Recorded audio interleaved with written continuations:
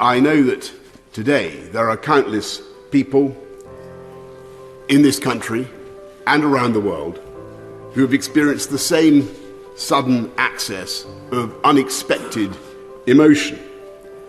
And I think millions of us are trying to understand why we are feeling this deep and personal and almost familial sense of loss.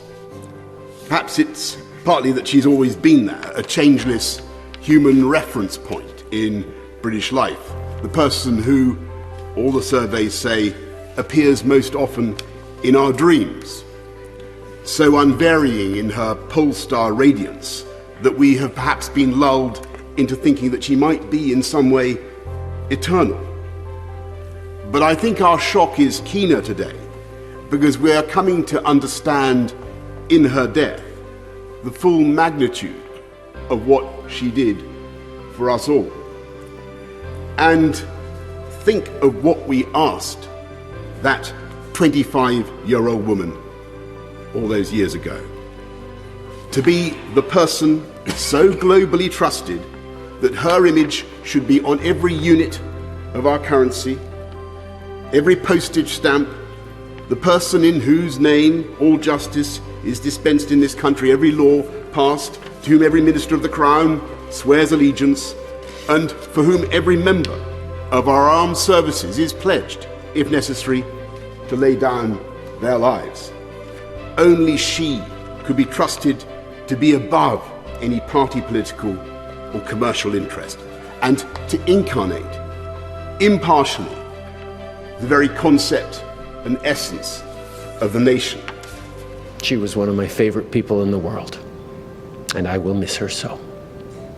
She served us all with strength and wisdom for 70 years as we grew into the diverse, optimistic, responsible, ambitious, and extraordinary country we are today. She was thoughtful, wise, curious, helpful, funny, and so much more. In a complicated world, her steady grace and resolve brought comfort and strength to us all. I remember one picnic at Balmoral which was taking place in one of the bothes on the estate. The hampers came from the castle and we all mucked in to put the food and drink out on the table. I picked up some cheese, put it on a plate and was transferring it to the table. The cheese fell on the floor. I had a split-second decision to make.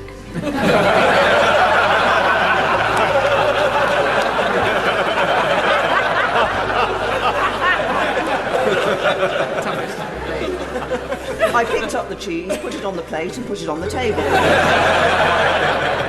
And I turned round to see that my every move had been watched very carefully by Her Majesty the Queen.